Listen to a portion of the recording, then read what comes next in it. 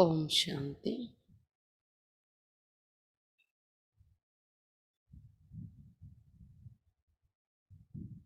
ब्रह्मा कुमारी पद्माबेन, आप 38 वर्षों से ईश्वरीय ज्ञान चल रहे। आप बेंगलुरु सिटी सेंटर पर रहती हैं। जब सुंदरी बहन जी वहाँ रहती थी तब आप उनकी सहयोगी शिक्षिका थी। उनके शरीर छोड़ने के बाद आप ही ईश्वरीय सेवा को आगे बढ़ा रहे। आपके कनेक्शन में कर्नाटक और आंध्र प्रदेश के लगभग 100 सेवा केंद्र, उपसेवा केंद्र और गीता पाठशाला ये हो और 6000 नियमित रूप से ज्ञान में चलने वाले ईश्वरीय विद्यार्थी हैं। ब्रह्मा कुमारी పద్మాబేన్ ఈమె 38 సంవత్సరాల నుండి ఈశ్వరీయ జ్ఞానంలో నడుస్తూ ఉన్నారు. బెంగళూరు సిటీ సెంటర్లో ఉంటున్నారు. ఎప్పుడైతే సుందరి బేంజీ ఉండేవారో సిటీ సెంటర్ అసలు సుందరి బేంజీతో ప్రారంభమైంది. సుందరి బేంజీ చూసుకునేవారు బెంగళూరు సిటీ సెంటరు. అప్పుడు ఆమెకు సహయోగి టీచర్గా పద్మాబేంజీ ఉండేవారు. సుందరి మాతాజీ అనేవారు అందరూ. సుందరి బేంజీకి సహయోగి టీచర్గా ఉండేవారు పద్మాబేంజీ. उनके शरीर छोड़ने के बाद आप ही ईश्वरीय सेवा को आगे बढ़ा रहे. సుందరి మాతాజీ సుందరి బేంజీ శరీరం విడిచిపెట్టిన తర్వాత పద్మా బేంజీ అక్కడ సేవల్ని ముందుకి నడిపిస్తూ ఉన్నారన్నమాట. ఈమె కనెక్షన్లో అంటే పద్మా బేంజీ వారి కనెక్షన్లో కర్ణాటక మరియు ఆంధ్రప్రదేశ్లో సుమారుగా సేవా కేంద్రాలు, ఉపసేవా కేంద్రాలు మరియు గీతా పాఠశాలలు కలిపి చాలా ఉన్నాయి. అన్ని చోట్ల కలిపి 6000 మంది రెగ్యులర్ స్టూడెంట్స్ ఈశ్వరీయ విద్యార్థి రూపంలో వీళ్ళు కనెక్షన్లో ఉన్నారు. బాబానే కా బచ్చి తుమ్ బంధన్ ముక్త ఆత్మ హో. బాబా చెప్పారు, బచ్చి నువ్వు బంధన్ ముక్త ఆత్మవు అని అంటూ తన అనుభవం చెప్తున్నారు. ऐसी ब्रह्मा कुमारी माताएं भी हैं जो मीराबाई अक्क महादेवी की तरह परमात्मा को ही स्वामी सखा मानकर वीराग्नि बन सांसारिक सुख सुविधाओं को तृण समान तुच्छ मानकर उच्च कोटि की तपस्विनी बन आध्यात्मिक ज्ञान मार्गदर्शक रूप में सहस्रों नर नारियों के आत्मा कल्याण के निमित्त बनी है. ऐसे ही एक ब्रह्मा कुमारी माता अलौकिक अनुभव प्रस्तुत कर रहे हैं. नाम ही ब्रह्मा कुमारी పద్మాబేన్ బెంగళూరు. ఇలాంటి బ్రహ్మ కుమారి మాతలు కూడా ఉన్నారు. మీరాబాయి అక్క మహాదేవిలా పరమాత్మను స్వామిగా సఖాగా అంగీకరించి వీరాంగినిగా తయారై సాంసారిక సుఖ సౌకర్యాలను ఒక తుచ్చము అవి అని భావించి ఉన్నతమైన తపస్వినిగా తయారయ్యి ఆధ్యాత్మిక జ్ఞాన మార్గదర్శక రూపంలోని సహస్ర నరనారీలకు ఆత్మ కళ్యాణం చేయడానికి నిమిత్తమైన మాతలు ఎంతోమంది ఉన్నారు. అలాంటి ఒక బ్రహ్మకుమారి మాత యొక్క అలౌకిక అనుభవం మనం వింటున్నాం ఈరోజు. ఆమె పేరే బ్రహ్మకుమారి పద్మాబేన్ బెంగళూరు. मेरा जन्म जैन परिवार में सन 1944 में कर्नाटक के हासन जिले में हुआ. నా జన్మ జైన పరివారంలో 1944లో కర్ణాటకలో హాసన్ డిస్ట్రిక్ట్లో జరిగింది.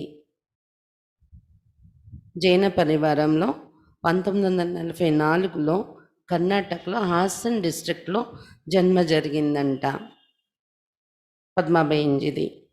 माता पिता ने कुलदेवी पद्मावती का नाम ही मुझे दिया. మా అమ్మ నాన్న కులదేవి అయిన పద్మావతి యొక్క పేరు నాకు పెట్టారు అని చెప్తున్నారు.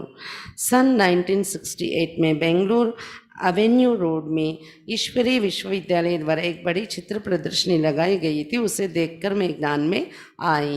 1968లో బెంగళూరు ఎవెన్యూ రోడ్లో ఎవెన్యూ రోడ్ అనే ఆ ప్రదేశంలో ఈశ్వరీయ విశ్వవిద్యాలయం ద్వారా, అంటే మన సెంటర్ ద్వారా ఒక పెద్ద చిత్ర ప్రదర్శన ఏర్పాటు చేశారంట.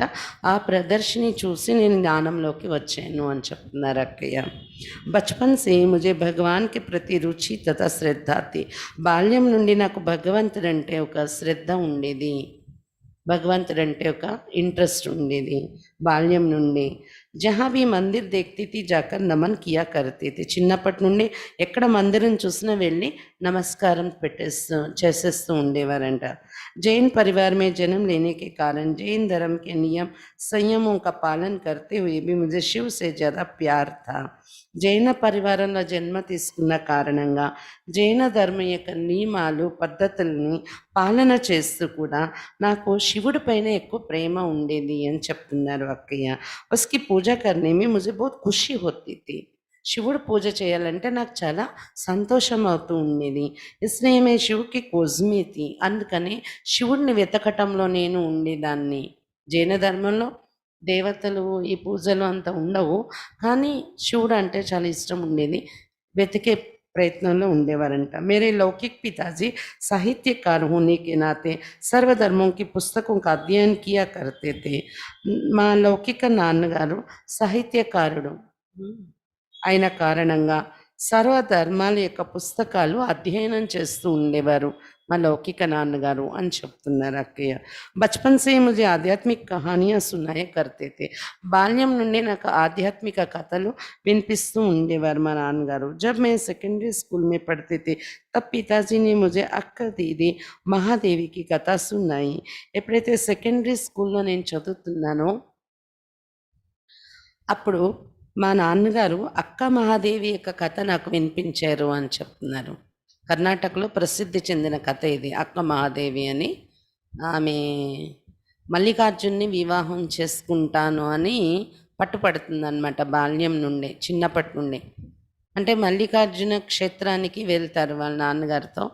అప్పటి నుండి ఆమెకు నాకు మల్లికార్జున్ అంటే ఇష్టం, అతనితోనే వివాహం చేసుకుంటానని పట్టుపడుతుందన్నమాట అక్క మహాదేవి. ఏదో భక్తిలో స్టోరీ ఉంది, అంటే స్టోరీ కాదు రియల్ అని చెప్తారనమాట. అసలు ఆమెది కర్ణాటకలో బాగా అది ప్రసిద్ధి చెందిన స్టోరీ అనమాట అక్క మహాదేవి. అయితే వాళ్ళ నాన్నగారు ఈమెకు చిన్నప్పుడే, అంటే చిన్నప్పుడే అక్క మహాదేవి యొక్క కథ వినిపించారంట. उसमें एक प्रसंग इस प्रकार आता है, अक्का महादेवी अपनी माँ और सखियों से बताती है कि उसने किसको अपना पति माना है. ఆ స్టోరీ వినేటప్పుడు దానిలో ఒక ప్రసంగం వస్తుందంట. అక్క మహాదేవి వాళ్ళ అమ్మతోని, తర్వాత వాళ్ళ సఖీలతో, స్నేహితులతోని ఏం చెప్పేది అంటే, ఎవరిని తన పతిగా తను తీసుకుంది అనేది ఏ మాటల్లో చెప్పేది అనేది పద్య రూపంలో వస్తుందంట. అది చెప్తూ ఉన్నారు. ఏంటది? జిస్కా కభీ మరన్ నహీ, జిస్కా కోయి ఆహిత్ నహీ, జిస్కా కోయి చిత్ర నహీ, ఉస్ విచిత్ర రూపవాన్ సే మేనే ప్రేమ్ కియా హై. అక్క మహాదేవి చెప్పేవారంట, ఎవరికైతే ఎప్పుడు మరణం లేదు, ఎవరికైతే ఎప్పుడు అంటే హాని జరగదో, ఎవరికైతే ఏ చిత్రము లేదో, శరీరం లేదో, అలాంటి విచిత్రుడైన రూపవంతుణ్ణి నేను ప్రేమించాను అనేది అక్క మహాదేవి. ఇంకా జిస్కా ఆది नहीं, जिसका अंत नहीं, जिसको कोई बंधन नहीं, जिसके कोई समान नहीं, उस समान रूपवान से मैंने प्यार किया है. ఇంకా అక్క మహాదేవి చెప్పే పదాలేంటి? ఎవరికైతే ఆది లేదు, అంత్యం లేదు, ఎవరికైతే బంధన లేదు, ఎవరికైతే వారి సమానమైన వాళ్ళు లేరు, అటువంటి అసమాన రూపవంతునితో నేను ప్రేమించాను రూపవంతుణ్ణి అని అక్క మహాదేవి వాక్యాలు ఇవి. जिसका कोई भवबंधन नहीं, जिसको कोई भय नहीं, उस నిర్భయ రూపవాన్ को अपना बनाया है. ఎవరితో ఏ భవబంధనలు లేవో, మరి ఎవరికైతే ఏ భవబంధాలు లేవో, ఎవరికైతే భయం అనేది లేదో, అలాంటి నిర్భయ రూపవంతుణ్ణి నావాడిగా చేసుకున్నాను. जिसका कोई कुल नहीं, जिसको कोई सीमा नहीं, उस असीम रूपवान को अपना साथी बनाया है. ఎవరికైతే ఏ కులము అనేది లేదు, ఏ హద్దులనేవి లేవు. ఎవరైతే అసీమ రూపవంతుడో అతనిని నా సాతిగా తయారు చేసుకున్నాను, నా పతిగా. యహీ కారణ్ సునో మేరీ మాతాओं, నిరాకార పరమ సుందర్ మల్లికార్జుని మేరా పతి. ఈ కారణంగా వినండి నా మాతలారా, నిరాకార పరమ సుందరుడు మల్లికార్జునుడే నా పతి అని అక్క మహాదేవి చెప్పినటువంటి వాక్యాలు ఇలా ఉల్లేఖించడం జరిగింది ఆ స్టోరీలో. అవి వాళ్ళ నాన్నగారు వినిపించేవారంట చదివి పద్మాబేన్జీకి. అక్క మహాదేవికి ఈ బాతే మేరే మన్ మే చప్ గయి. అక్క మహాదేవి చెప్పినటువంటి వాక్యాలు, వాళ్ళ నాన్నగారు చెప్పే ఈ వాక్యాలు మనసులో ముద్ర పడిపోయాయంట. इससे पहले भी एक घटना हुई थी जिसका प्रभाव भी मेरा मन पर గెహరా పడా था. దానికి ముందు అక్క మహాదేవి స్టోరీ వినక ముందు కూడా ఒక ఘటన జరిగిందంట వాళ్ళ ఇంట్లో ఉండగా. దాని యొక్క ప్రభావం కూడా నా మనసు పైన చాలా లోతుగా డీప్గా ఉండేది, దాని ప్రభావము అని చెప్తున్నారు. मैं लगभग 6-7 साल की थी. उस समय हमारे पड़ोस में रहने वाले परिवार में एक व्यक्ति मर गया. అది ఏంటంటే ఆ ఘటన సుమారుగా నా వయసు 6-7 సంవత్సరాల వయసు ఉందేమో ఆ సమయంలోని మా పక్కింటి ఫ్యామిలీలో ఒక వ్యక్తి చనిపోయాడు. घर के अंदर बहुत రోదన చల్ रहा था. ఇంట్లో చాలా రోదన నడుస్తుంది, ఏడుపులు నడుస్తున్నాయి వాళ్ళ ఫ్యామిలీలోని. మరణే వాళ్ళ వ్యక్తికి 2 పత్నియాँ थी. ఆ చనిపోయిన వ్యక్తికి 2 పత్నిలు ఉన్నారంట. कुछ औरतें उन दोनों पत्नियों के माथे से सिंदूर मिटाना, कंगन निकालना, గలే సే మంగళసూత్ర నికాలన ఇత్యాది కర్ రही थी. కొంతమంది మాతలు ఆ 2 పత్నిల చుట్టూ చేరి వాళ్ళ తలపైన ఉన్న సింధూరం, నుదుటిన ఉన్న సింధూరం తొలగించటం, గాజులు తీయటము, మొదలైన మంగళసూత్రాలు తీయటము, ఇలాంటి కార్యం చేస్తూ ఉన్నారంట. అది చూశారు అక్కయ్య తన 6-7 వయసులోని. దోనో పత్ని బహుత్ రో రही थी. ఆ సమయంలో ఆ 2 పత్నిలు కూడా చాలా ఏడుస్తూ ఉన్నారంట. ఓ దృశ్య దేఖ్ ముझे बहुत बुरा लगा. ఆ దృశ్యం చూసి నాకు చాలా చెడుగా అనిపించింది. मैंने जाकर माँ से पूछा कि उनको ऐसे क्यों कर रहे और वे दोनों क्यों रो रहे.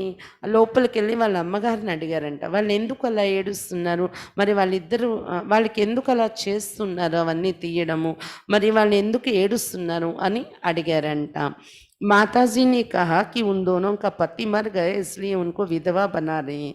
వాళ్ళ అమ్మగారు చెప్పారంట సమాధానం, వాళ్ళిద్దరికీ పతి చనిపోయాడు, అందుకే వాళ్ళని విధవగా తయారు చేస్తున్నారు అని చెప్పారంట. मेरे मन में आया कि पति मर गए तो औरतों को इस तरह करते तो मुझे तो शादी नहीं करनी चाहिए. ఆ రోజు మనసులో వచ్చిందంట అక్కకి ఆలోచన, పతి చనిపోతే స్త్రీలకు ఈ రకంగా చేస్తారా, అలా అయితే నేను వివాహమే చేసుకోకూడదు అనుకున్నారంట. वैराग का वो ये बीज बचपन में ही मेरे मन में पड़ गया और जब अक्का महादेवी का भजन सुना तो मन में ठान लिया कि अगर शादी करनी है तो ऐसे पति से करनी जो कभी मरता नहीं, जो कभी रुलाता नहीं है. వైరాగ్యం యొక్క బీజము చిన్నతనంలోనే నాకు ఆ దృశ్యాన్ని చూసి వైరాగ్యం యొక్క బీజం మనసులో పడిపోయింది. తర్వాత అక్క మహాదేవి భజన విన్నాను మా నాన్నగారు వినిపిస్తే.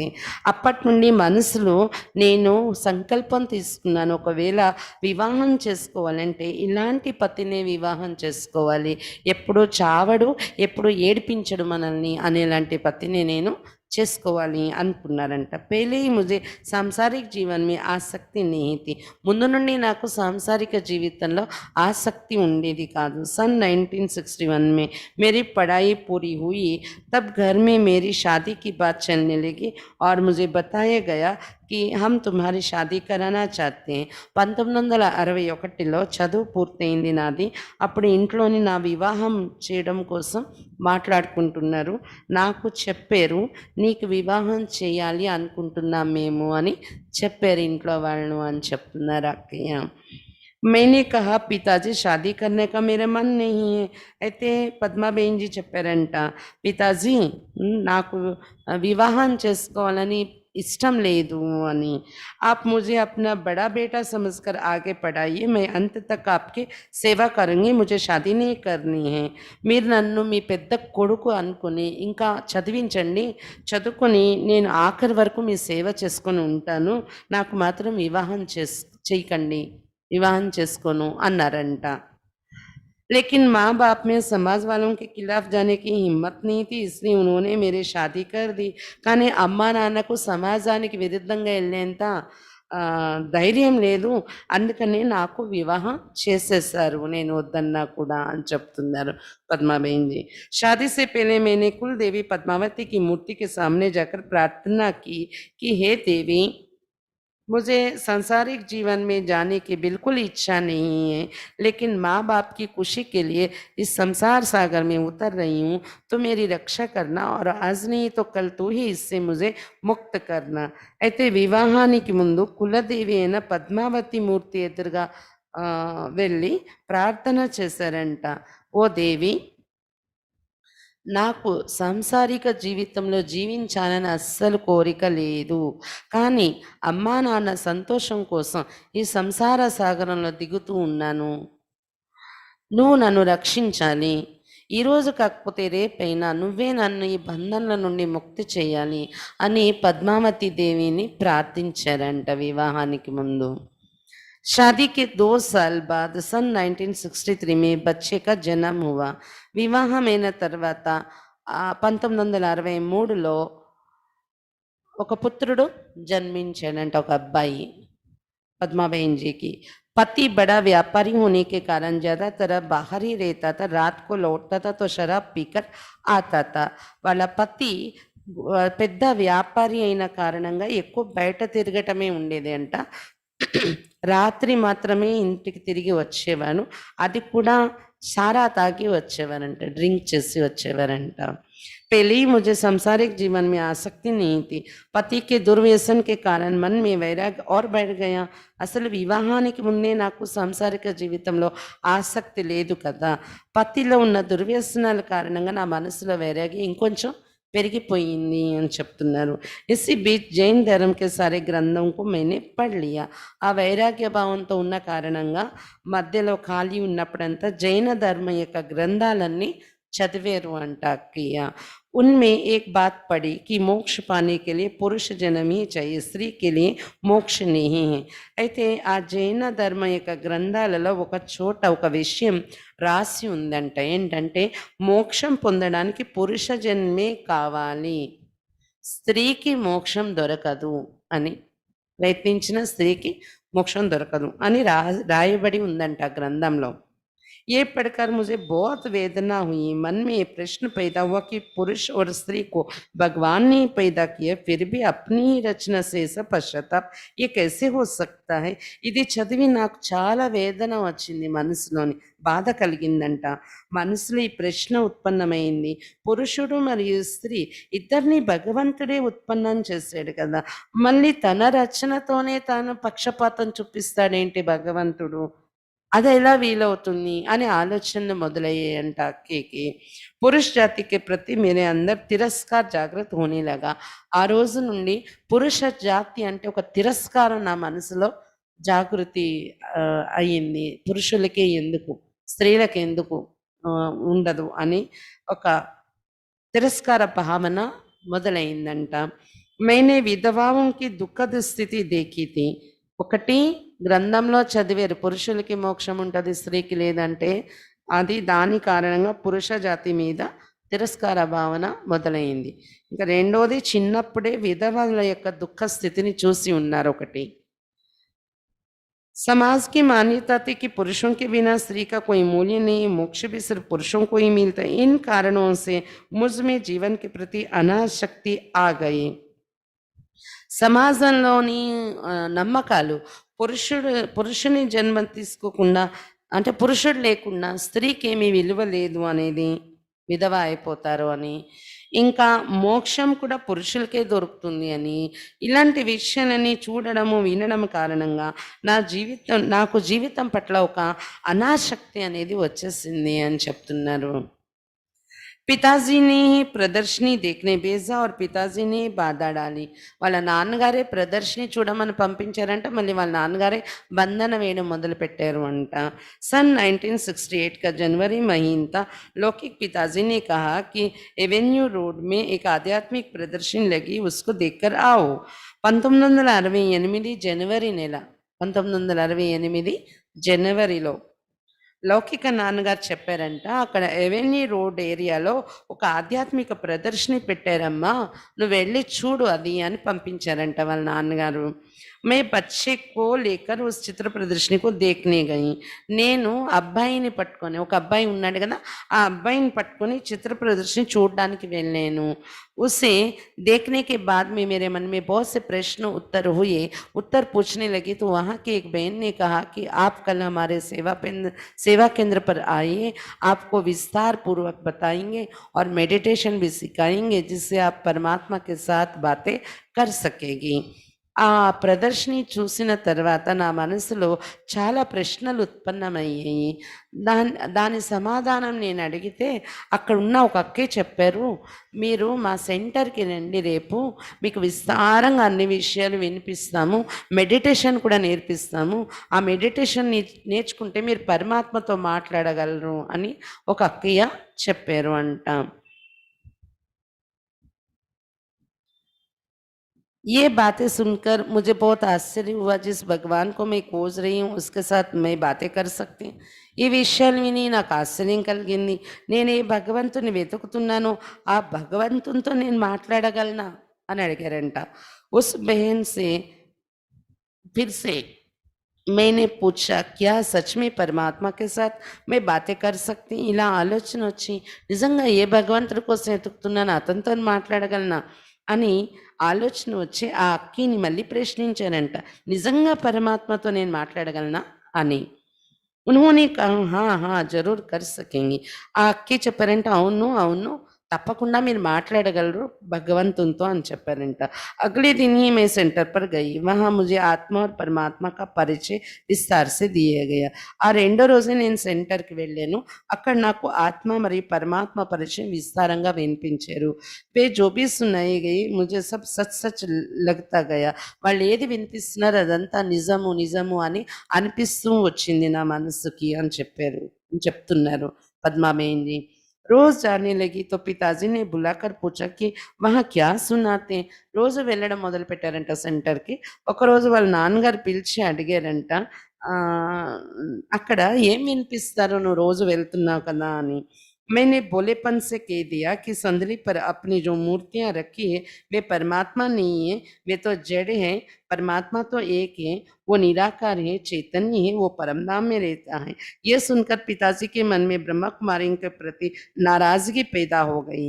उन्होंने समझा कि ये लोग पूजा व्रत नियम आदि चुरा कर लोगों को नास्तिक बनाते हैं.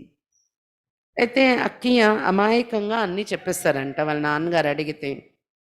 ఏమని, మీరేదైతే ఒక గద్దె పైన అంటే గద్దె లేదా బెంచ్ అనుకోండి, దానిపైన మూర్తులన్నీ పెట్టి మీరు పూజ చేస్తున్నారా, అవేమీ పరమాత్మ కాదు, అవన్నీ జడ విగ్రహాలు. పరమాత్మ అయితే ఒకడే ఉంటాడు, అతను నిరాకారుడు, చైతన్యమైన వాడు, జడంగా ఉన్నాడు, అతడు పరంధామంలో ఉంటాడు అని ఇవన్నీ చెప్పేశారంట అక్కయ్య. అక్కడ ఇవి చెప్తూ ఉంటారు, విని వచ్చాను అని. అది విని వాళ్ళ నాన్నగారికి ఇంకా బ్రహ్మకుమారిల పైన కోపం వచ్చేసింది మనసులోని. ఎందుకంటే అతను అనుకున్నారు అక్కడికి వెళ్తే పూజ వ్రతాలు నియమాలు ఇవన్నీ విడిపించేసి నాస్తికులుగా తయారు చేసేస్తారేమో వీళ్ళు అనిపించింది అతనికి ఆ మాటలు విని. విగ్రహాలు జడమైనవి, అవి కాదు, నిరాకారుడు వేరుగా ఉన్నారు, ఇవన్నీ చెప్పేటప్పటికి విగ్రహారాధన ఇవన్నీ మాన్పించేసి నాస్తికులుగా చేసేస్తారేమో వాళ్ళు అని అనిపించింది అతనికి. అగర్ బచ్చికో వహా జానే దేంగే తో ఏ బి నాస్తిక్ బన్ జాయేగి. ఒకవేళ అమ్మాయిని రోజు వెళ్ళనిస్తే అక్కడికి నాస్తికురాలు అయిపోతుంది అనిపించిందంట అతనికి. इसलिए उन्होंने कहा बच्ची कल से तुमको वहाँ नहीं जाना है. అందుకని ఆమెకు చెప్పారంట వాళ్ళ నాన్నగారు, బచ్చి రేపటి నుండి నువ్వు అక్కడికి వెళ్ళొద్దు, బ్రహ్మకుమారి సెంటర్కి వెళ్ళొద్దు అన్నారంట. घर में ही बैठकर जैन धर्म में जो कहा गया वही करो. ఇంట్లోనే ఉండు, జైన ధర్మంలో మనకి ఏం నేర్పించారో అదే చెయ్యు, నువ్వు బ్రహ్మకుమారి సెంటర్కి వెళ్ళొద్దు అన్నారంట వాళ్ళ నాన్నగారు. अगर तुम दोबारा ब्रह्म कुमारी आश्रम पर गई तो तुमको ससुराल भेज दूंगा. రెండోసారి కానీ బ్రహ్మకుమారి సెంటర్కి నువ్వు వెళ్ళినట్టు కనిపిస్తే మీ అత్తగారి ఇంటికి నేను పంపించేస్తాను అన్నారంట వాళ్ళ నాన్నగారు. అంటే వాళ్ళ హస్బెండ్ అలవాట్లు మంచిగా లేక అమ్మగారి ఇంట్లో వచ్చి ఉన్నారు. అందుకని వాళ్ళ అమ్మగారి ఇంట్లో ఉంటూ ఈ జ్ఞానం విన్నారు. వాళ్ళ నాన్నగారైతే అన్నారంట, "నువ్వు ఇంకోసారి బ్రహ్మకుమారి సెంటర్‌కెళ్తే మీ అత్తగారి ఇంటికి పంపించేస్తాను" అని అన్నారంట.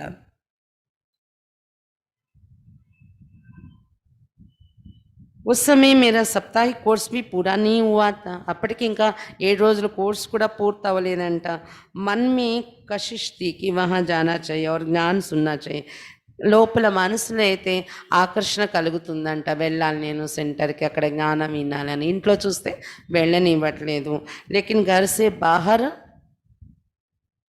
జానీ హీ నహీ దియా గయా, క్యా కरूँ సోచ్ రహీ థీ. ఇంట్లో చూస్తే అసలు వెళ్ళనివ్వటమే లేదు, బయటకే వెళ్ళనివ్వట్లేదు. ఇప్పుడు నేనేం చెయ్యాలని ఆలోచనలో పడిపోయారంట. फिर मैं युक्तियाँ रचने लगी. అప్పుడు ఇంకా నేను యుక్తులు రచించడం మొదలుపెట్టాను. पड़ोस की एक माता रोज आश्रम पर जाती थी. मैंने स्कूल में हिंदी पढ़ी थी, इसलिए मुझे हिंदी अच्छी तरह लिखनी, पढ़नी, बोलनी आती थी. పక్కింట్లో ఉన్న ఒక మాత రోజు సెంటర్కి వెళ్తూ ఉండేవారంట.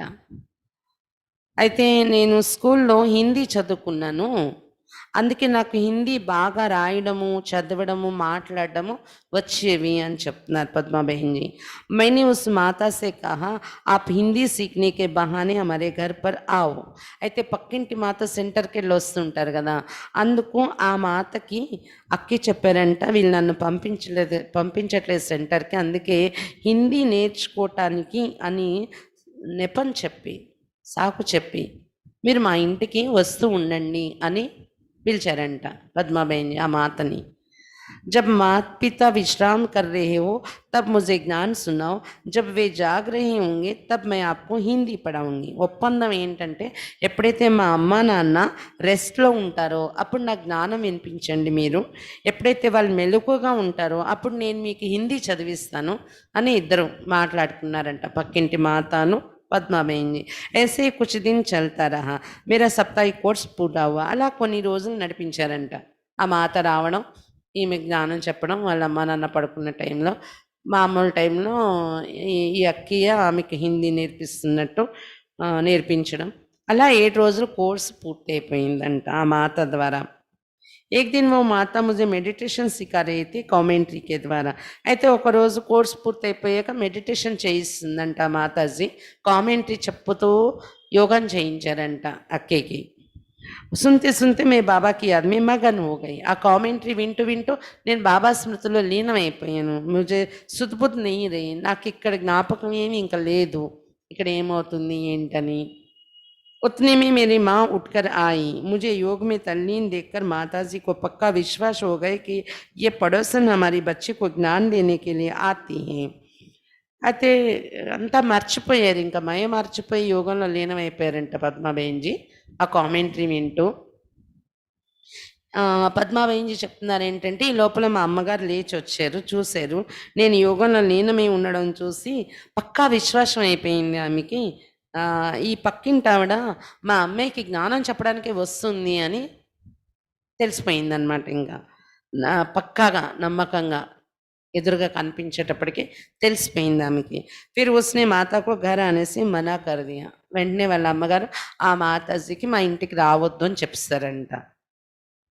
అబ్ క్యా కరూ సోచనే లగి. ఇంకా మాత రావడం మానేస్తారు, ఇప్పుడు నేనేం చేయను, ఎలా విన్ను, నేను ఇంకా ఆలోచించడం మొదలుపెట్టాను అని చెప్తున్నారు. మేరీ ఎక్ సహేలీ థీ, वो भी सेंटर पर जाती थी. పద్మాబేన్జీకి ఒక ఫ్రెండ్ ఉందంట, ఆమె కూడా సెంటర్కి వెళ్తూ ఉండేదంట వాళ్ళ ఫ్రెండు. ఉస్కి యాద్ आई तो मैंने माताजी से कहा कि मम्मी मैं सहेली के पास होकर आती हूँ. అయితే నాకు జ్ఞాపకం వచ్చింది, మా ఫ్రెండ్ కూడా వెళ్తూ ఉంటుంది కదా సెంటర్కి అని. నేను మా అమ్మగారికి చెప్పాను ఒకరోజు, మమ్మీ నేను మా ఫ్రెండ్ దగ్గరికి వెళ్ళొస్తాను అని అడిగారంట. మాతాజీని చుట్టిదేది వాళ్ళ అమ్మగారు పర్మిషన్ ఇచ్చారంట వెళ్ళు అని. कुछ दिनों तक उसके घर पर जाकर उसके साथ बैठकर మురళి పడితే और योग करती थी. కొన్ని రోజుల వరకు వాళ్ళ ఇంటికి వెళ్ళడం, ఫ్రెండ్ ఇంటికి, అక్కడ కూర్చొని మురళి చదువుకోవడం, యోగం చేయడం చేసి వస్తూ ఉండేవారంట. एक दिन मेरे पिताजी वहाँ आ गए. घर लौटने पर पिताजी ने कहा सहेली के घर पर नहीं जाना. ఒక రోజు వాళ్ళ నాన్నగారు అక్కడికి కూడా వచ్చేసారంట. ఎక్కడికి వెళ్తుందో ఏం చేస్తుందని చూడడానికి. ఆయన చూసాక మళ్ళీ ఇంటికి వచ్చాక చెప్పారంట, నువ్వు రేపటి నుండి ఆ ఫ్రెండ్ ఇంటికి, మీ ఫ్రెండ్ ఇంటికి వెళ్ళొద్దు అని చెప్పారంట ఇంటికి వచ్చేసాక. उस दिन से उन्होंने मुझे घर में ही बंदिनी बना दिया. ఆ రోజు నుండి ఇంట్లోనే బంధించేశారు నన్ను అని చెప్తున్నారు. इससे बाबा के प्रति मेरे तड़पन और ज़्यादा हो गए. బంధించడంతో బాబా పట్ల ఇంకొంచెం తపన పెరిగిపోయింది నాకు. బాత్రూమ్ में जाकर चुप चुप कर मुरली पढ़ना शुरू कर दिया. బాత్రూంలోకి వెళ్ళి ఎవరు చూడకుండా బాత్రూంలో మురళి చదవడం మొదలుపెట్టాను అని చెప్తున్నారు. एक दिन मैंने मम्मी से कहा घर में बैठ बैठ कर मैं ఊబ్ గయి హూ, మందిర్ జానా చాతీ హూ. ఒకరోజు వాళ్ళ అమ్మగారితో చెప్పారంట, ఇంట్లో కూర్చొని కూర్చొని నేను అలసిపోయాను, విసుగొస్తుంది, మందిరానికి వెళ్ళాలనిపిస్తుంది నాకు అన్నారంట. ఉన్హోనే హా కర్ది. వెంటనే వాళ్ళ అమ్మగారు సరే వెళ్ళు అన్నారంట. मंदिर जाकर पुजारी से मिलकर कुछ समय वहाँ बैठकर फिर आश्रम जाकर मुरली सुनकर बाबा के कमरे में योग करके घर आती थी. అలాగే వాళ్ళ అమ్మగారు సరే అంటే మందిరానికి వెళ్ళి పూజారితో కలిసి కొంత సమయం అక్కడ కూర్చొని మందిరంలో, తర్వాత సెంటర్కి వెళ్ళి సెంటర్లో మురళి విని బాబా రూమ్లో యోగం చేసుకుని ఇంటికి వచ్చేవారంట. एक बार पिताजी ने मंदिर के पुजारी से पूछा कि पद्मा यहाँ कब आई थी, कितने समय यहाँ रही और कितने बजे यहाँ से गई. అయితే ఒకసారి వాళ్ళ నాన్నగారు మందిరానికి వచ్చి పూజారిని అడిగారంట, మా పద్మ ఇక్కడ ఎన్ని గంటలకు వచ్చింది, ఎంత టైం ఇక్కడ ఉన్నది, ఎంత టైంకి ఇక్కడ నుండి బయలుదేరింది, ఇవన్నీ వివరాలు అడిగారంట పూజారిని.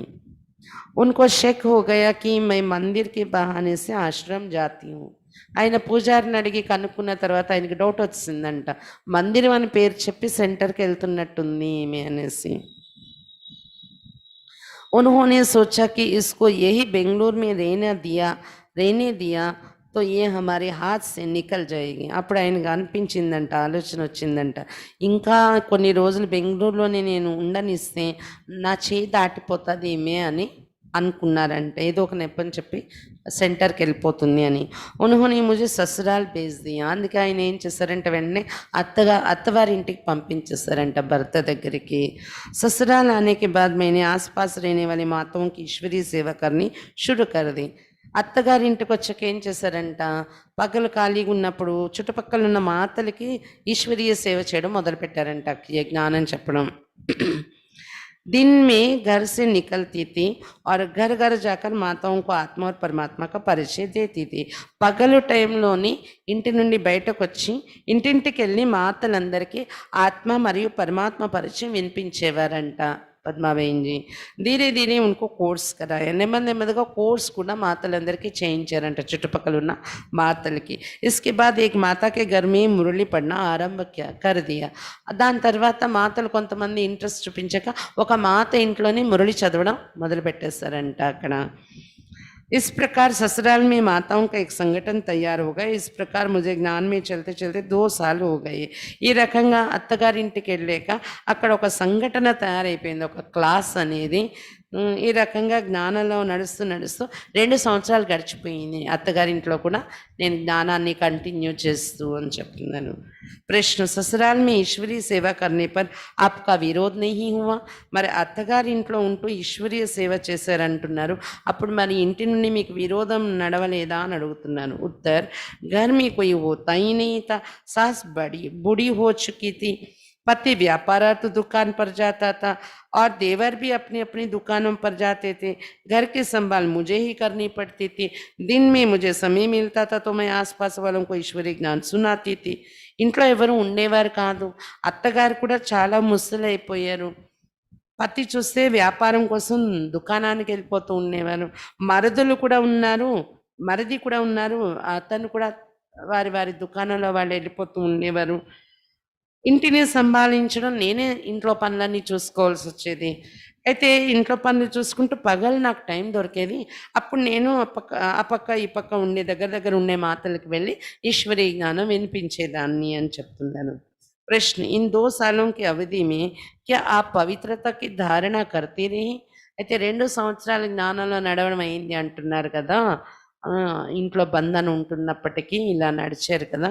అప్పుడు పవిత్రత యొక్క ధారణ కూడా చేశారా మీరు అని ప్రశ్న. उत्तर: इस प्रश्न का उत्तर देने से पहले मैं एक बात आपको सुनाना चाहती हूँ। जब चित्र प्रदर्शनी देखने गई थी, उससे 6 महीने पहले कुल देवी के मंदिर में गई थी। ఈ ప్రశ్నకు సమాధానం చెప్పడానికి ముందు ఒక విషయం మీకు చెప్పాలనుకుంటున్నాను నేను. ఎప్పుడైతే చిత్ర ప్రదర్శిని చూడడానికి వెళ్ళానో బెంగుళూరులో నేను, దానికి 6 నెలల ముందే కులదేవి మందిరానికి నేను వెళ్ళాను. పద్మావతి మందిరానికి వెళ్ళారంట కులదేవి మందిరానికి. उस समय पता नहीं मन में कैसे विचार आया, मैंने देवी के सामने प्रण किया कि माँ आज से ये देह कभी अपवित्र नहीं बनेगी, आज से ये आपकी सेवा में अर्पित है। ये बात मैंने केवल देवी के सामने कही थी, बाकी माँ बाप पति से नहीं कही थी। అయితే కులదేవి మందిరానికి వెళ్ళినప్పుడు నాకు తెలియదు, అనుకోకుండా మనసులో ఎలాంటి ఆలోచన వచ్చింది అంటే దేవి ఎదురుగా ప్రతిజ్ఞ చేసేసాను నేను, అమ్మా ఈ రోజు నుండి ఈ దేహాన్ని ఎప్పుడు అపవిత్రం కానివ్వను, ఈ రోజు నుండి మీ సేవకు అర్పితం చేసేస్తున్నాను ఈ దేహాన్ని అని ప్రతిజ్ఞ చేశారంట. అయితే కేవలం ఇది దేవి ఎదురుగానే నేను అన్నాను కానీ మనసులోని అమ్మ కానీ నాన్న కానీ పతితో కానీ నేను ఈ విషయం చెప్పలేదు. पति का जीवन ठीक ना रहने के कारण पिताजी ने मुझे और मेरे बेटे को बेंगलुरु में बुला लिया था. పతి జీవితం కరెక్ట్గా ఉండదు, ఆ వ్యసనాలతో ఉన్న కారణంగా మా నాన్నగారు నన్ను మా అబ్బాయిని బెంగళూరు తీసుకొచ్చేసారు. जब पिताजी ने मुझे पति के पास भेजने का सोचा, तब मैंने पिताजी और पति से कहा मैं ससुराल आने के लिए तैयार हूँ, अगर मेरी एक शर्त मान ली जाए तो. ఎప్పుడైతే వాళ్ళ నాన్నగారు అక్కి జ్ఞానం తెలుసుకున్న తర్వాత మళ్ళీ పతి దగ్గర పంపించేయాలి అనుకున్నారో, అప్పుడు వాళ్ళ నాన్నగారితోని తర్వాత వాళ్ళ పతితో కూడా అడిగారంట, నేను అత్తగారింటికి రావడానికి రెడీ వెళ్ళడానికి, కానీ నాది ఒక షరతు, ఆ షరతు ఒప్పుకుంటే నేను వెళ్తాను అత్తగారింటికి అని చెప్పారంట. పతిని పూజకి క్యా షరత్ హై, అయితే వాళ్ళ పతి అడిగారంట ఏంటి ఆ షరతు అనేసి. मैंने कहा अभी तो हमें एक बच्चा भी है, आगे मुझे पवित्र जीवन बीताना है. అప్పుడు వెంటనే అక్కే చెప్పారంట, మనకి ఒక అబ్బాయి కూడా పుట్టేస్తాడు కదా, ఇక ముందు జీవితం పవిత్ర జీవితం గడపాలనుకుంటున్నాను నేను అని. इस पवित्रता में आप कोई अड़चन नहीं डालने का वचन दे तो मैं आपके पास आऊंगी. ఈ పవిత్రత యొక్క ప్రతిజ్ఞలో మీరు ఏమి విఘ్నం వేయకుండా ఉన్నట్లయితే, వచనం ఇస్తే, ఇది మాట ఇస్తే నేను మీ దగ్గరికి వచ్చి ఉంటాను అన్నారంట. पति ने मान लिया, इसलिए मुझे पवित्रता के लिए कोई कष्ट का सामना नहीं करना पड़ा. అయితే వాళ్ళ పతి ఒప్పుకున్నారంట సరే అని. అందుకని నాకు పవిత్రత విషయంలో ఎలాంటి కష్టాలు సహించే పని ఎదుర్కొనే పని రాలేదు అని చెప్తున్నారు. इसके बाद 18 जनवरी 1970 के टर्न में मुझे बाप दादा से मिलने मधुबन आने का सुअवसर मिला. దాని తర్వాత జనవరి 18, 1970 సంవత్సరంలో బాప్ దాదాతో కలవడానికి మధుబన్ వెళ్ళే అవకాశం నాకు దొరికింది అని చెప్తున్నారు. उस समय गौरी गणेश का उत्सव आया था, तो पिताजी मुझे ससुराल से बेंगलुरु ले आए थे. ఆ రోజుల్లో గౌరీ గణేష్ యొక్క ఉత్సవం జరుగుతుంది అని దానికోసం వాళ్ళ నాన్నగారు అత్తగారి ఇంటి నుండి మళ్ళీ బెంగళూరు తీసుకొచ్చారంట పద్మాబెంజిని. मैंने पिताजी से कहा कि मुझे आबू जाना है. అప్పుడు కన్నవారింట్లో ఉన్నప్పుడు వాళ్ళ నాన్నగారితో చెప్పారంట, అమ్మగారింట్లో ఉన్నప్పుడు వాళ్ళ నాన్నగారితోని అడిగారంట నేను ఆబు వెళ్ళాలి అనేసి. पिताजी ने कहा कि अगर तुम वहाँ जाओगी तो तुमको हमारे पास वापस आने की छुट्टी नहीं है. అప్పుడు వాళ్ళ నాన్నగారు అన్నారంట, ఒకవేళ నువ్వు ఆబు వెళ్ళావంటే అక్కడి నుండి మళ్ళీ మా ఇంటికి రావడానికి వీలు లేదు అన్నారంట. मैंने सोच लिया कि बाबा हैं, अभी मधुबन जाएंगे, आगे क्या होगा देखा जाएगा. అయితే అక్కి ఆలోచించుకున్నారంట, బాబా ఉన్నారు అన్నీ చూడడానికి, నేను మధుబన్ వెళ్ళిపోతాను, ఇప్పుడైతే వెళ్ళిపోయాక తర్వాత ఏం జరుగుతుందో అప్పుడు చూద్దాంలే అని అనుకున్నారంట. अव्यक्त बाप दादा की पधारमनी हिस्ट्री हॉल में हुई। अगले दिन बाबा ने कमरे में सबसे पर्सनल मुलाकात की। मेरी बारी आई। తర్వాత అవ్యక్త బాబ్దాదా హిస్టరీ హాల్లో వచ్చారంట. ఆ తర్వాత రోజు బాబా రూమ్లో అందరితో పర్సనల్గా కలుస్తున్నారంట. బాబా గుల్జార్ దాదీలో వచ్చి నా వంతు వచ్చింది. నాతో కూడా పర్సనల్గా కలిశారు బాబా. సూరత్కి లతా బేన్ ఉస్ समय బెంగళూరు में रहती थी, वो हमारी टीचर थी। సూరత్లో ఉంటున్న లతా బెహన్ ఇప్పుడు సూరత్లో ఉంటున్నారు. లతా బేన్ అప్పుడు సుందరి బేన్ దగ్గర బెంగళూరులో ఉండేవారంట. అంటే ట్రైనింగ్కి చాలామంది సుందరి బేన్ దగ్గర ఉన్నారు అప్పుడు. ఎవరు షీలు బేన్ కూడా అక్కడ ట్రైనింగ్ అయ్యారు స్టార్టింగ్లో. అలా చాలామంది అక్కలు అక్కడ ట్రైనింగ్ అయ్యి వెళ్ళేవారు అనమాట. ఆ విధంగా లతాబేన్ కూడా సూరత్లో ఉండేవారంట అప్పుడు ఆమె టీచర్గా ఉండి పార్టీని తీసుకెళ్లారంట. వీళ్ళ టీచరు लताबेन అనమాట అప్పుడు. उसने बाबा से कहा, बाबा ये बांदेली माता है, कहती है कि अभी मैं बाबा के पास आई हूँ, वापस घर नहीं जाऊंगी। ఆ లతాబేను బాబాకి చెప్పారంట. బాబా అంటే పద్మాబేంజిని చూపించి చెప్పారంట, బాబా ఈమె బాందేలి మాత, ఈమె అంటుంది ఇప్పుడు నేను బాబా దగ్గరికి వచ్చేసాను కదా, మళ్ళీ నేను తిరిగి ఇంటికి వెళ్ళను అంటుంది అని. बाबा ने मुझे दृष्टि देते हुए कहा, बच्ची तुम बाबा के घर में आई हो, माना कोई बंधन नहीं, तुम बंधन मुक्त आत्मा हो। ఆ సమయంలో బాబా కొద్దిసేపు నాకు దృష్టి ఇచ్చి తర్వాత మాట్లాడారు నాతో, బచ్చి నువ్వు బాబా ఇంటిలో వచ్చేసాము అంటేనే అర్థం ఏంటి, నీకేమీ బంధన లేదు, నువ్వు బంధన్ముక్తాత్మవే అన్నారంట బాబా. बाबा का ये वरदान लेकर मैं जनवरी में अंत में बेंगलोर पहुंची। అంటే బంధన్ముక్త ఆత్మ నువ్వు అని వరదానం ఇచ్చారు బాబా. ఈ వరదానం తీసుకుని జనవరి లాస్ట్లో బెంగళూరు చేరుకున్నాను నేను అని చెప్తున్నారు. జనవరి 18కి వెళ్ళారు కదా, జనవరి ఎండింగ్కి బెంగళూరు చేరుకున్నారంట. उसी साल अगस्त महीने में मेरे सारे लौकिक बंधन खत्म हो गए और मैं निर्बंधन होकर सेवा केंद्र पर आ गई। జనవరి లాస్ట్లో బెంగళూరు చేరుకున్నారు. ఆ తర్వాత ఆగస్ట్ నెల వచ్చేటప్పటికి నా లౌకిక బంధనలన్నీ సమాప్తి అయిపోయాయి. నేను నిర్బంధన అయిపోయి బంధన్ముక్తి అయిపోయి సెంటర్లోకి వచ్చేసాను ఆగస్ట్ నెలలో కల్లా అని చెప్తున్నారు పద్మాబేంజీ.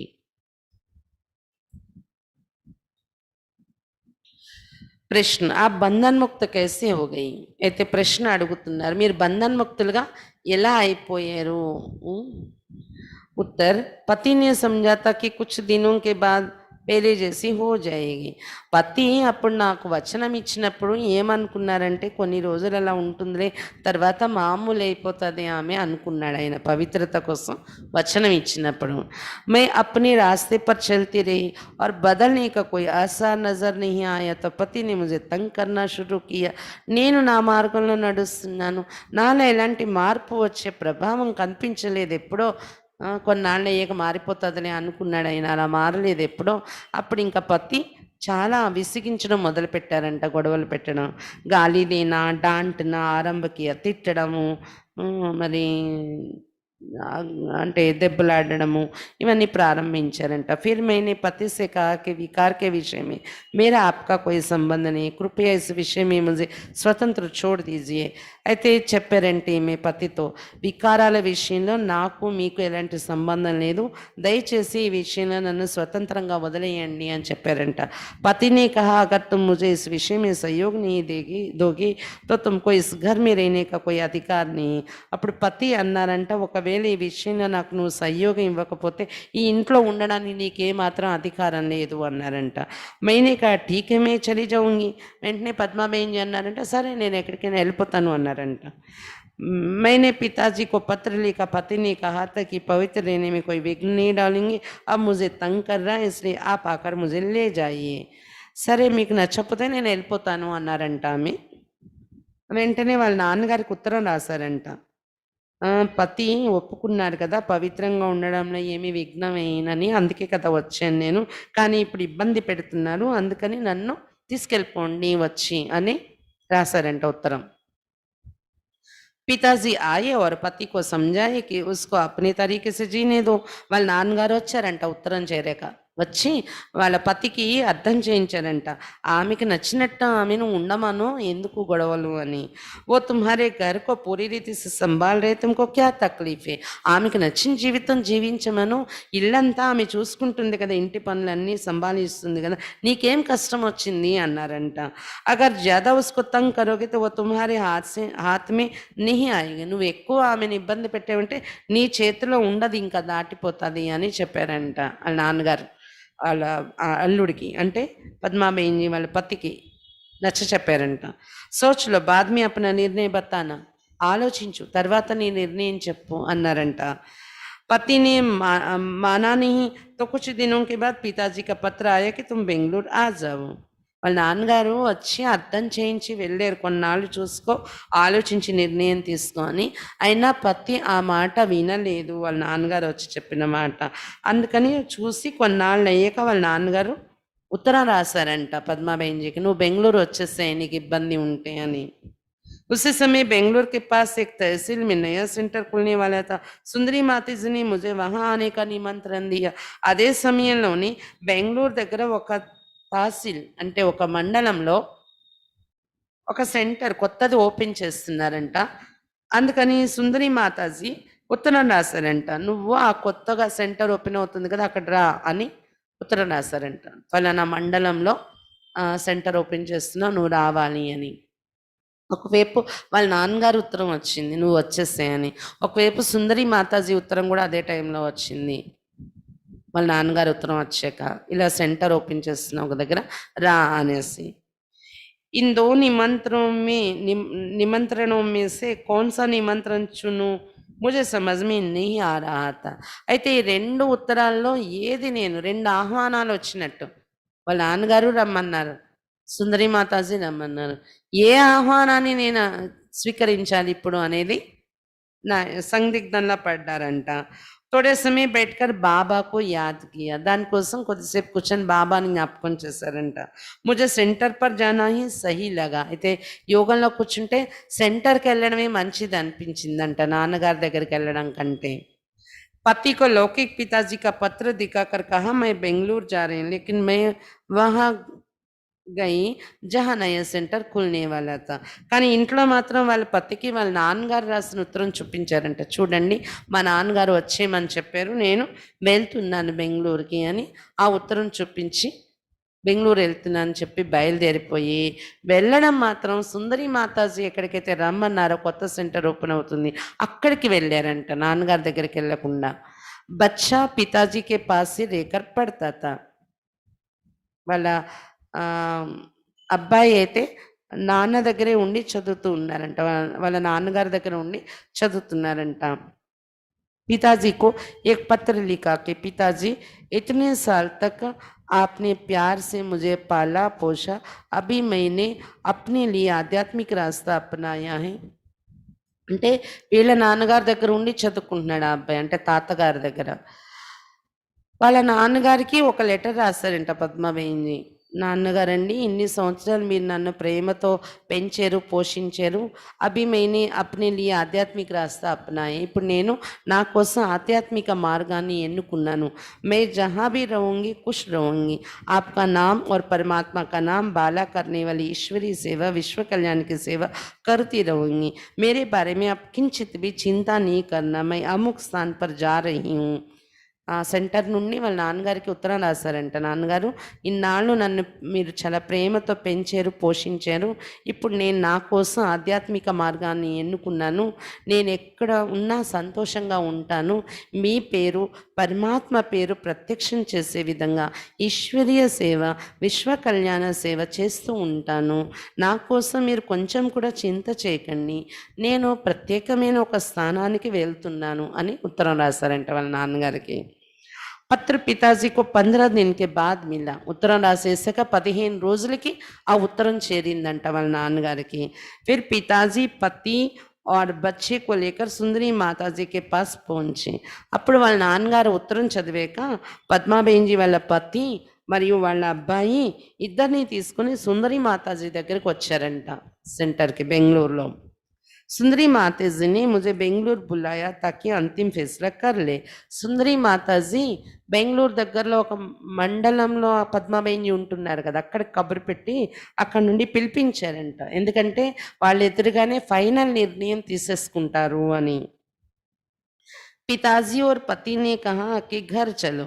అప్పుడు పద్మాబాయిజీ రాగానే వాళ్ళ నాన్నగారు వాళ్ళ పతి ఇద్దరు అన్నారంట, పద ఇంటికి పద అని. मैंने उनसे कहा कि एक बार लौकिक घर छोड़कर परमात्मा की शरण में आ गई हूँ, अब पीछे हटकर देहदारियों की शरण नहीं लूंगी. पति को भी मैंने याद दिलाई कि आपने ही कहा था कि तुमको इस घर में रहने का कोई अधिकार नहीं है, तो मैं वापस आपके घर कैसे आ सकती हूँ.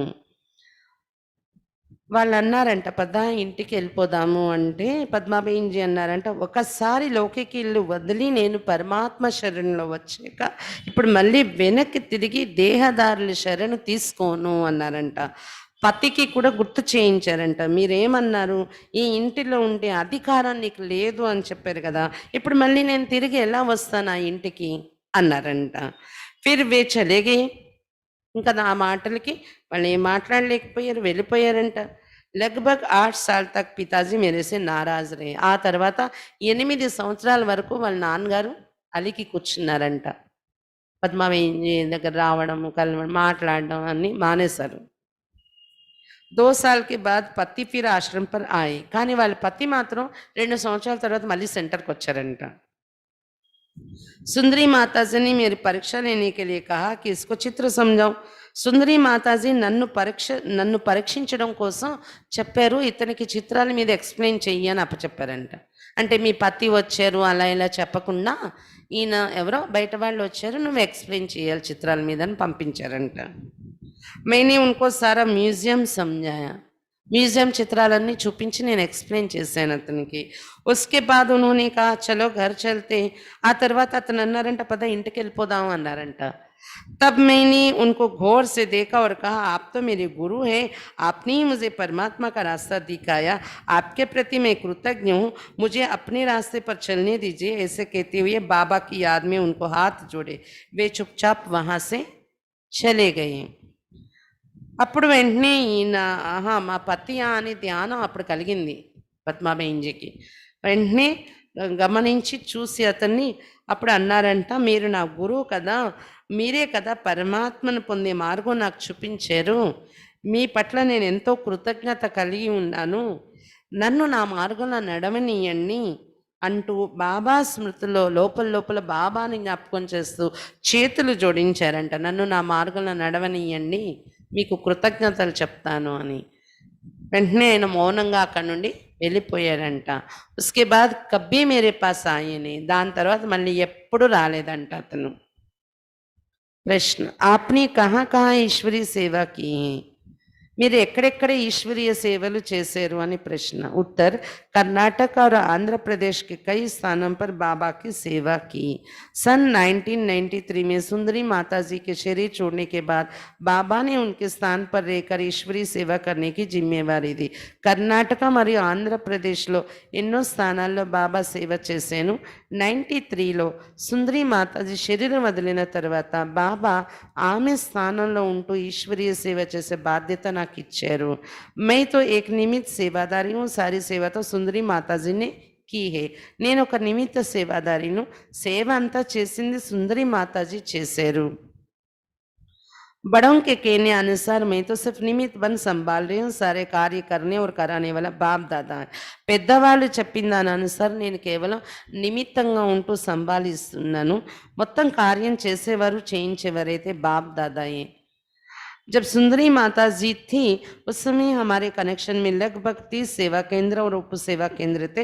अब 100 सेवा केंद्र तथा उप सेवा केंद्र हैं. 300 के लगभग शिक्षिकाएं हैं. 6000 नियमित रूप से क्लास में आने वाले विद्यार्थी हैं. సుందరి మాతాజీ ఉన్నప్పుడు ఆ కనెక్షన్లో 30 సెంటర్స్ సబ్ సెంటర్స్ ఉండేవి. ఇప్పుడు 100 సెంటర్లు సబ్ సెంటర్లు తయారయ్యి 300 మంది టీచర్ అక్కేలు ఉన్నారు కనెక్షన్లో. 6000 మంది స్టూడెంట్స్ ఉన్నారు రోజు క్లాస్కి వచ్చే విద్యార్థులు, కనెక్షన్ అంతా కలిపి. प्रश्न, परमात्मा के साथ आपको कौन सा संबंध अति प्रिय है और क्यों? పరమాత్మతో మీకు ఏ సంబంధం అతి ప్రియం అనిపిస్తుంది, ఎందుకు అని ప్రశ్న. బాప్ और पति के संबंध मुझे बहुत प्रिय हैं. బాబా అంటే తండ్రి మరియు పతి, ఈ రెండు సంబంధాలు నాకు చాలా ఇష్టము. जब मैं घर त्याग कर आश्रम पर आ रही थी तब मन में ईद चल रहा था. आसपास वाली माता ये कहने लगी कि अगर आप आश्रम चली जाएगी तो आपका पिता पति आपकी पिता चिंता से मर जाएगा, बच्चा अनाथ हो जाएगा. इन बातों को सुनकर मैं घबरा गई कि क्या करूं, कुछ भी समझ में नहीं आ रहा था. ఎప్పుడైతే నేను ఇల్లు వదిలి సెంటర్కి బయలుదేరుతున్నానో అప్పుడు మనసులో యుద్ధం నడుస్తుంది నాకు. ఎందుకంటే అంటే దగ్గర దగ్గర ఉన్న మాతలందరూ అనడం మొదలు పెట్టారంట, ఒకవేళ మీరు సెంటర్కి వెళ్ళిపోతే మీ నాన్నగారు చింతతో చనిపోతారు, మీ కొడుకు మీ పుత్రుడు అనాథ అయిపోతాడు. ఈ మాటలు విని నాకు భయం వేసింది. ఏం చేయను, ఏమీ అర్థం కావట్లేదు. बाबा को याद करनी बेटी तो बाबा ने मुझे बाप बनकर पति बनकर उन संबंधों का अनुभव कराया. అప్పుడు నేను ఇంకేం అర్థం కాక బాబాని జ్ఞాపకం చేస్తూ కూర్చుంటే బాబా నాకు ఆ సమయంలో తండ్రిగా అయ్యి పతిగా అయ్యి ఆ సంబంధాల అనుభవం చేయించారు. లౌకిక సర్వ సంబంధం సే ముజే మోహ శూన్య బనా దియా. లౌకికంలో ఏ సంబంధాలు నాకు ఆధారంగా ఉన్నాయో ఆ సర్వ సంబంధాలను అనుభవం చేయించి నన్ను మోహం నుండి శూన్యంగా తయారు చేశారు బాబా. उसके बाद मैं निर्भय और నష్టమోహ बनकर ఆశ్రమం पर आई. ఆ సంబంధాలు నాకు అనుభవం అయ్యాక దాని తర్వాత నేను నిర్భయంగా నష్టమోహ అయిపోయి సెంటర్కి వచ్చేసాను అని చెప్తున్నారు. బాబా के साथ उन दो संबंधों के अनुभव से ही मैं निर्बंधन बन गई. బాబాతో ఆ రెండు సంబంధాలు తండ్రి పతి, ఈ రెండు సంబంధాలు అనుభవం చేయడం వల్లే నేను నిర్బంధనగా అయిపోయాను. बाबा ने अबला नारी के सिर पर आध्यात्मिक ज्ञान का कलश रखकर विश्व कल्याणी शिव शक्ति बना दिया. आ तरवात बाबा अबला అయిన नारी तलपैन आध्यात्मिक ज्ञान कलशम पेट्टी विश्व कल्याणी शिव शक्ति का तैयार చేసేసారు. माताओं को ही जगत का मार्गदर्शन करने वाली गुरु बना दिया. మాతలకే జగత్ యొక్క మార్గదర్శనం, మాతలకే जगत యొక్క మార్గదర్శనం చూపించే గురువుగా తయారు చేశారు బాబా. 4 दीवारों में दासी का जीवन जीने वाली नारी को अपनी समस्त शक्तियां वरदान रूप में देकर ऊंचा उठाया. 4 గోడల మధ్య జీవించే నారిని తనలో ఉన్న సమస్త శక్తులు వరదాన రూపంలో ఇచ్చి ఉన్నతంగా తయారు చేశారు బాబా. పతి బన్ కన్యా మాతాओं की रक्षा की, उन्हें पवित्रता की राह दिखाने वाली देवी बनाया. इसलिए मुझे ये दोनों संबंध अति प्रिय है. పతిగా తయారై భగవంతుడు బాబా కన్యలు మాతలకి రక్షణ ఇచ్చారు, పవిత్రత యొక్క మార్గం చూపించి దేవిగా తయారు చేశారు.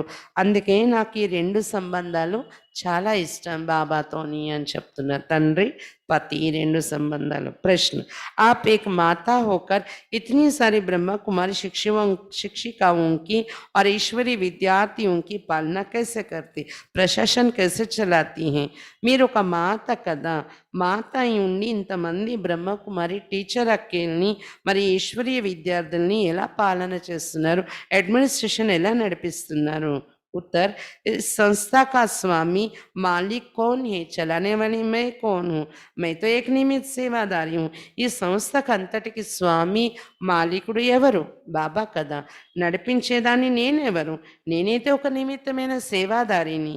స్వామి సఖా సంరక్షక్ और दाता वो परमात्मा है. स्वामी सकुड़ु संरक्षकुड़ु మరియు दाता परमात्मा है. वही इस संस्था की और इन भाई बहनों की पालना करता. అతడే ఈ సంస్థ యొక్క పాలన మరి ఇంతమంది అన్నేలకి లేక పాలన చేస్తున్నారు. सबके साथ मैं स्नेह और प्यार से रहती हूँ. अगर ऐसी कोई समस्या आई तो प्रधान केंद्र में हमारे बड़े बैठे हुए हैं, उनसे मैं आदेश निर्देश लेती हूँ, वे उसका निर्णय करते, मैं उनके आदेशों का पालन करती हूँ. बस నేను అందరితో స్నేహంగా ప్రేమగా నడుచుకుంటూ ఉంటాను. ఒకవేళ ఏదైనా అలాంటి సమస్య వస్తే హెడ్ క్వార్టర్ ఉంది కదా, హెడ్ క్వార్టర్లో ఉన్న పెద్దవాళ్ళు కూర్చున్నారు, వాళ్ళ ఎదురుగా నేను పెడతాను. వాళ్ళు ఇచ్చే నిర్దేశానుసారం నేను నడుచుకుంటాను. వాళ్ళు నిర్ణయిస్తారు, వాళ్ళ నిర్ణయం అనుసారం వాళ్ళ ఆదేశాలను పాలన చేస్తూ నేను నడుచుకుంటుంటాను. అంతే, దీనిలో కష్టం ఏముంది అని చెప్తున్నారు అక్కయ్య. అడ్మినిస్ట్రేషన్ అంతా బాబా పెద్దవాళ్ళు ఉన్నారు, వాళ్ళు చూసుకున్నారు, నేను నిమిత్త మాత్రంగా సేవ చేస్తున్నాను. నా తరపున నేను అందరితో ప్రేమతో స్నేహంతో నడుచుకుంటూ పాలనిస్తూ ఉంటాను. సమస్య వస్తే పెద్దవాళ్ళకి చెప్తూ ఉంటాను. అక్కడి నుండి నిర్ణయాలు జరుగుతుంటే దాని అనుసారం నేను నడుస్తూ ఉంటాను అని చెప్తున్నారనమాట పద్మాబేన్జీ. ఈ విధంగా పద్మాబేన్జీ అనుభవం ఈరోజు మనం విన్నాము.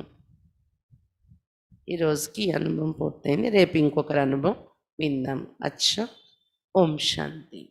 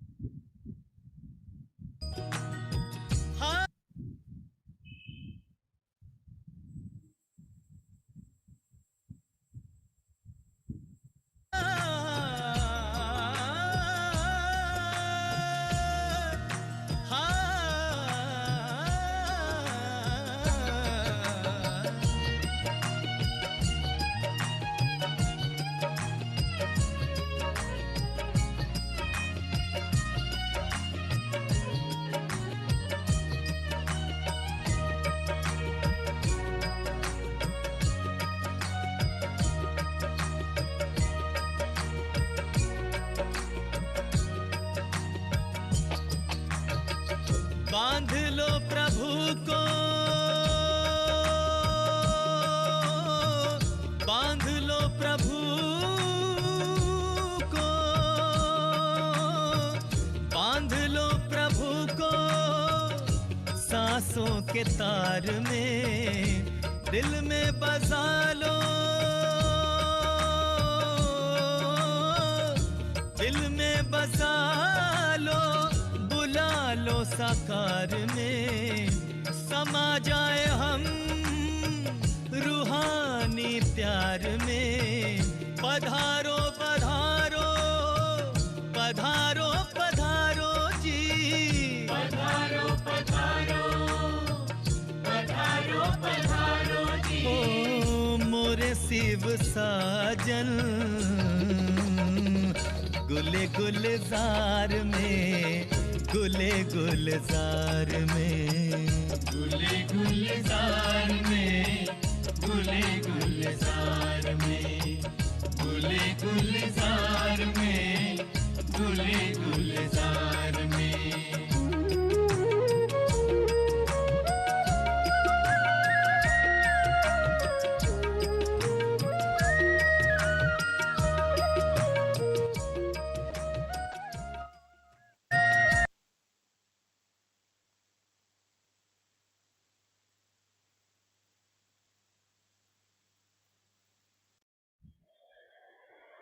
ఓం శాంతి. నాకు యోగం చేస్తూ గుర్తొచ్చింది పద్మాబేన్జీ అనుభవాలు ఇంకా నేను విన్నవి. పద్మాబేన్జీ మరి బంధంలో ఉండేవారు కదా, వాళ్ళ అత్తగారి ఇంట్లో ఉన్నప్పుడు మాతల్ని తయారు చేస్తూ ఉండేవారు. ఒక సెంటర్ తయారైంది అక్కడ. అయితే ఏదైనా ప్రోగ్రాం అయినప్పుడు మాతాజీ కబురు పెట్టేవారు, అక్కీలు చెప్పేవారు. సేవ చేయాలంటే సెంటర్కి ఎలా చేసుకునేవారంటే, ఇంట్లో పప్పు వండినప్పుడంతా ఒక పిడికెడు పక్కకు తీసేవారంట. పక్కకి వేరే డబ్బాలో పిడికెడు ఎప్పుడు పప్పు వండినా పిడికెడు పక్క తీసేవారు. అన్నం వండినప్పుడంతా ఒక పిడికెడు పక్క తీసేవారు. అవన్నీ నిండిన తర్వాత తీసుకెళ్ళి సెంటర్కి ఇచ్చేవారంట పదార్థాన్ని ఇంట్లోవి. అంటే ఇంకా పగలు ఎవరు చూసేవాళ్ళు లేరు కదా ఇంట్లోని, అత్తగారి ఇంట్లో ఉన్నప్పుడు ఏమీ ఇల్లంతా చూసుకోవడం కాబట్టి ఆ విధంగా డబ్బులు ఎక్కువ మాతల చేతిలో ఉండవు కాబట్టి ఈ పప్పులు, బియ్యము ఏమేమి ఉన్నాయో అవన్నీ వండినప్పుడంతా పిడికిడి పిడికిడి పక్కకు తీయడం, అవి సెంటర్‌కి తీసుకెళ్ళి ఇవ్వడం చేసేవారంట. తర్వాత ఏదైనా ప్రోగ్రామ్ అయితే డబ్బులు కావాలి కదా! మామూలుగా అయితే సెంటర్‌లో ఇవి ఇచ్చినా సరిపోతుండే. చేతిలో ఉన్నయేవో కొద్ది కొద్ది డబ్బులు ఇచ్చేవారు. కానీ ప్రోగ్రామ్ అయితే కొంచెం ఎక్కువ సహయోగం చేయాలి అంటే ఆమె ఏం చేసేవారంట, లోపల పుస్తల తాడు ఉంటది కదా! మంగళసూత్రాలు గోల్డ్ ఉంటది గదా! దాన్ని షరాబు దగ్గర తీసుకెళ్ళి చిన్న ముక్క కట్ చేయించేవారంట. చిన్న ముక్క కట్ చేసి మిగిలింది యాడ్ చేయించేసి వేసేసుకునేవారు. లోపల అది ఎంత పొట్టిగా అవుతుందో ఎవరికీ తెలీదు గదా! చిన్నది కట్ చేసి అది యాడ్ చేసేసుకొని, ఆ చిన్న ముక్క అమ్మేసి ఆ డబ్బులు ప్రోగ్రామ్స్‌కి ఇచ్చేవారంట. మళ్ళీ ప్రోగ్రామ్ వస్తే మళ్ళీ ఎళ్లి మళ్ళీ చిన్నది కట్ చేయించడం. చిన్న ముక్క. అది యాడ్ చేసేయడం మిగిలిన తాడు. మళ్ళీ ఎళ్లి అది అమ్మేసి ప్రోగ్రామ్‌కి ఇవ్వడం. అలా సేవ చేసేవారంట ఇంట్లో ఉన్నప్పుడు. అంటే అది లోపల అది తగ్గిపోతున్నది ఎవరికీ అంత గమనించరు గదా! ఆ విధంగా సేవ చేసుకున్నారంట. అంటే బంధంలో ఉంటూ కూడా ఎలా సేవ చెయ్యొచ్చు అనేది ఒక ఎగ్జాంపుల్. మాతలు వాళ్ళు వాళ్ళ పేరుతో వాళ్ళు ఎలా సేవ చేసుకోవచ్చు అనేది. అంత బంధంలో ఉంటూ కూడా అలా సేవ చేశారు. అందుకే సుందరి మాతాజీ శరీరం విడిచిపెట్టాక బాబా ఆ గద్దె ఇచ్చారు. ఆ స్థానం ఇచ్చారు ఆమెకి. ఆ అధికారాన్ని తయారు చేసుకున్నారు సేవ చేసి ఆమె బాబా ఇంట్లో. సుందరి మాతాజీ కూడా చాలా సాహసం, ధైర్యం ఉండేదనమాట. నేను అక్కడ ఉన్నాను. 1 ఇయర్ 10 నెలలు అలా ఉన్నాను. సుందరి మాతాజీ పాలన పొందాను. సుందరి మాతాజీ ఇక్కడ కూడా మాక్వారిపాలెం సెంటర్‌కొచ్చారు. సెంటర్ ఓపెనింగ్ అక్కడ మాతాజీ చేతుల మీద జరిగింది. వైజాగ్ సెంటర్ కూడా మన సెంటర్ తయారవ్వక ముందు అంటే రెంట్ హౌస్‌లో ఉన్నప్పుడు మాతాజీ వచ్చారనమాట ఒకసారి. అంటే నేను ఉండి వచ్చాను కదా! దాని తర్వాత మళ్ళీ ఈ సేవా కేంద్రాలకు కూడా విజిట్ చేయటానికి వచ్చారనమాట మాతాజీ. కాబట్టి ఇప్పుడు వాళ్ళందరినీ తలుచుకుంటే చాలా సౌభాగ్యశాలిలు మనం. అటువంటి దాదీలు, పెద్ద అక్కయ్యల పాలన పొందామని అనిపిస్తూ ఉంటుందన్నమాట. అదే నేను వెంటనే ఓం శాంతి చెప్పేస్తాను. తర్వాత యోగం చేస్తుంటే ఇవన్నీ గుర్తొచ్చాయి. పద్మాబాయిజీ పర్సనల్‌గా కలిసినప్పుడు చెప్పే అనుభవాలు మీతో షేర్ చేసుకుందామని మళ్ళీ చెప్పాను. ఓం శాంతి.